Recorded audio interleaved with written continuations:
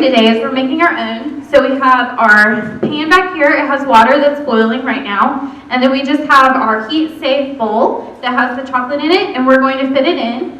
You don't want the water to be touching the bowl. You want it to just kind of heat up with the steam.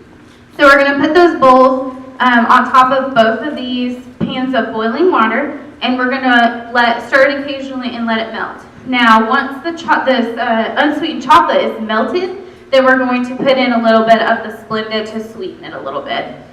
And then we're going to make a bark out of it. Now, there's two ways that I've seen that you can do this. You can either put it out on parchment paper, like just spread it out with a spoon or a knife. Put the second layer on. We're doing 2 layers, or you can just do one. Megan said that she likes to just put 1 layer on. And then you can put your ingredients on top of that when it's still melted. So you can either do the candies, like the sugar-free candies we're using today, or I've also heard of people using nuts and dried fruits and things like that to put on their barks. So you can do it multiple different ways. We're doing 2 different kinds of chocolate, and we're going to layer them, and then we're going to swirl them together while they're still melted. Now, also, another thing is you don't want the layers to harden in between layering them. That's why we're doing both of them at the same time, because if you let one of them harden, it can separate and crack whenever you're trying to split it open. Another way that I saw that you can do this is doing a molds. They have the holiday molds, or I have like a little silicone heart mold, and so you can put the candies in the bottom of it, or your ingredients, and then put the chocolate on top of that. And then as soon as it hardens, put it in the fridge. Once it hardens, you can just flip those out, and it's the shape of whatever that mold is. So that's another way you can do it instead of breaking it up. So we're just letting this chocolate melt, and it's starting to melt really well.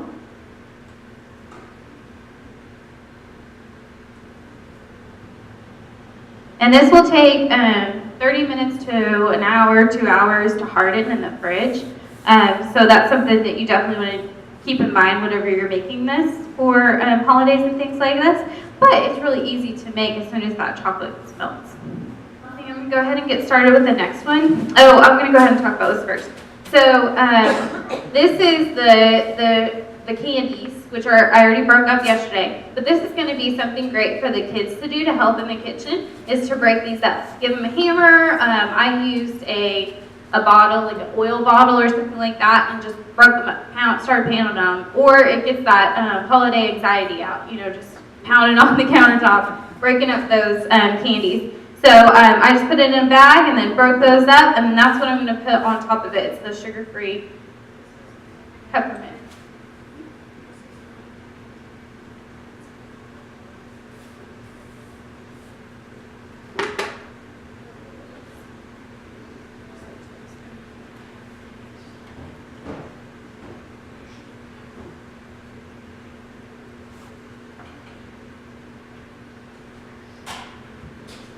And we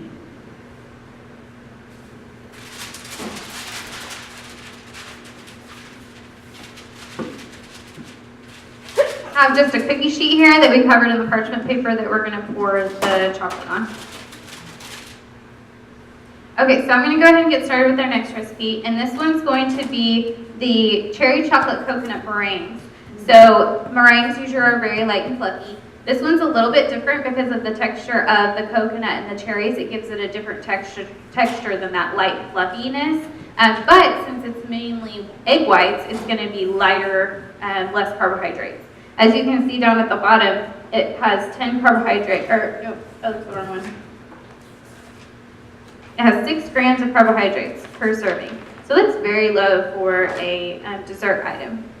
So I'm going to go ahead and start with this one.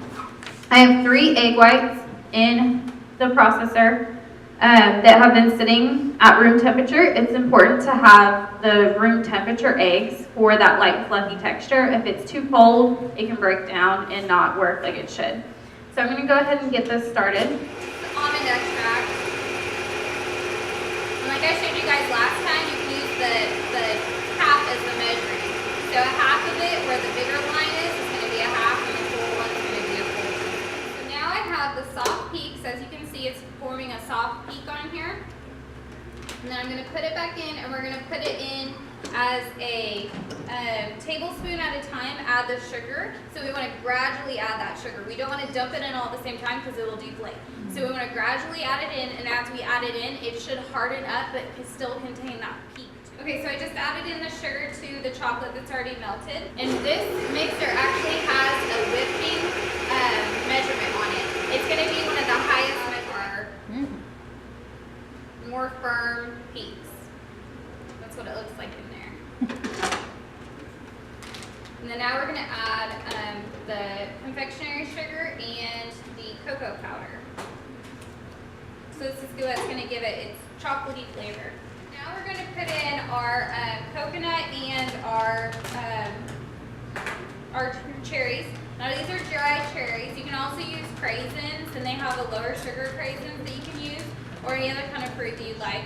And I finely chopped them so that they're a smaller texture. Since this is such a light dough, you want it to be a little bit of a light or finer consistency so that it will mix in better. And I already finely chopped those, so I'm gonna put those in. And then I'm gonna put in the coconut. You want to use the unsweetened coconut to get the same amount of carbohydrates that we got in this amount right here. They do have unsweetened coconut at Walmart. Fire Lake only has sweetened ones, so that's something that you're going to have to go to somewhere else to find the unsweetened coconut. So I put the cherries in, and then we get the coconut. We're just going to fold this in. We don't want to collapse the fluffiness. We just want to kind of fold it in so it's combined.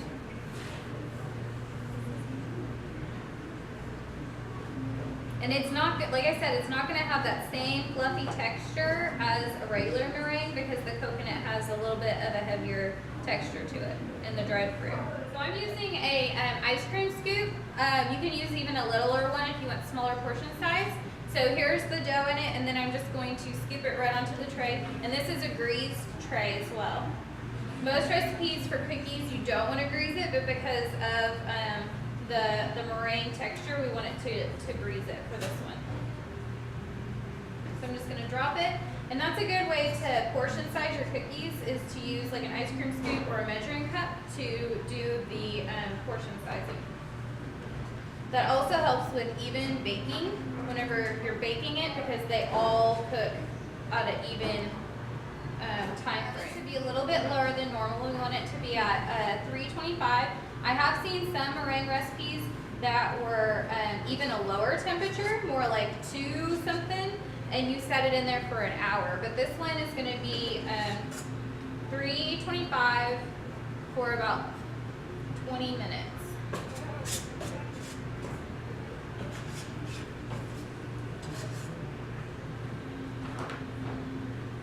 These are ready to go in the oven. So these are a little bit of a different texture, like I said, than the meringue, but it's still going to have a light dough texture, and then just the coconut's going to be a little bit different. Then we'll move on to our next one. So our last recipe is going to be a brownie cheesecake recipe. You guys like cheesecake? Yeah? I'm not a big fan of cheesecake, but I know a lot of people do, so. You guys like cheesecake? Yeah? Yeah? They like cheesecake. Okay.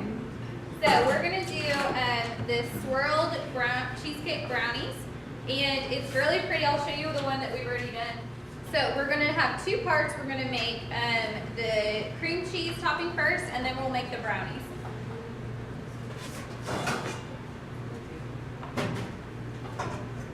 Okay, so we already have the oven heating up. We're going to use a reduced fat cream cheese.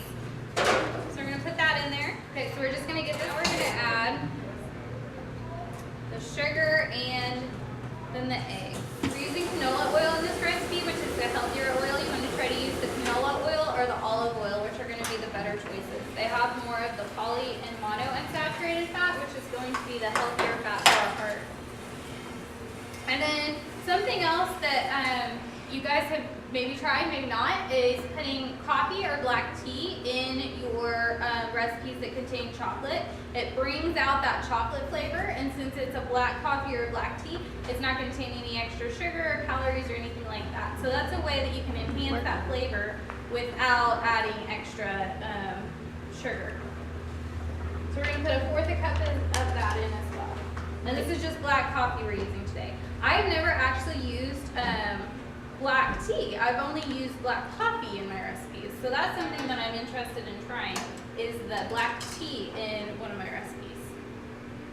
Okay, so we're just gonna mix these ingredients together, and then we're gonna add in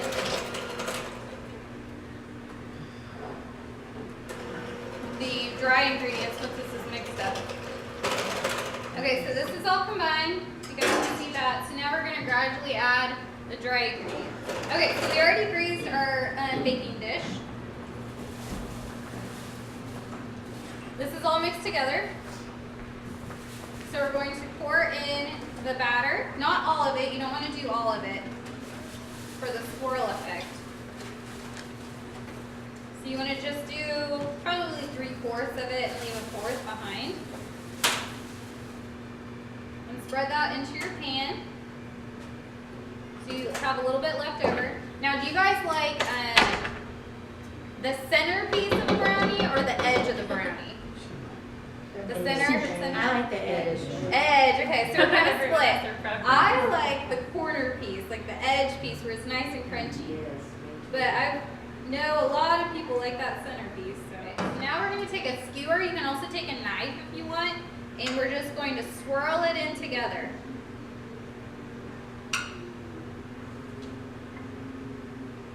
So you like the swirl. And then we're going to put this in the oven for another about 20 minutes. Okay, so that's it. So now we're gonna get everything ready. You guys can come up and try everything. So that wasn't too hard. Baking's one of my favorite things to do. I just don't want to eat it all, so I give it out to everybody.